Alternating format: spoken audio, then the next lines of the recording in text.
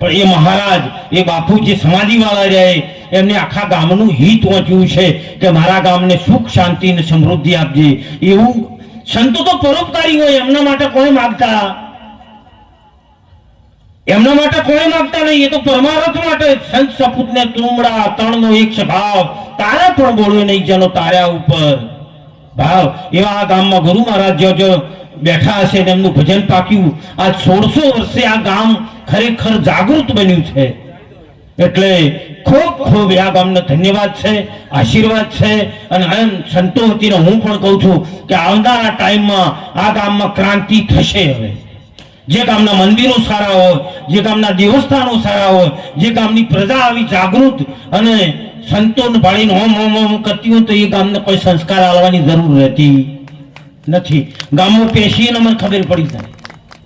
હા, એટલે અમે જ્યાં હોમ કરતા હોય એટલે એ કોક ઉતર્યું છે. નકર જોવો તો મંદિરના ઉપર ઓટલો ચડવો હોય તો પગામાં ભેંસ્યાને પોલિયા કર્યા હોય અને હાથવીને ચડવું પડે. નકર જે દર્શન કરવા જાય એ લોકો શેર થઈ જાય. જેમ કે એવા ગામ અમે ગમે કોમ લાલજી મહારાજ ને અમે કાંજીરામ ને બધા જઈએ બધું અમે મોણા જોવાનું ખબર પડી જાય કે હોય શું કેવું, હોય શું ના હેડે, હોય શું હેડે. અને એના માટે મીરો પણ કે છે, કેવું કે છે ભજનમાં ધળ બોલીએ બધા પાછળ બેનો દીકરીઓ બોલજો હો માળીઓ. હે તાળી પાડીને રામ રામ બોલજો રે, આવો તાળી રામ રામ બોલજો.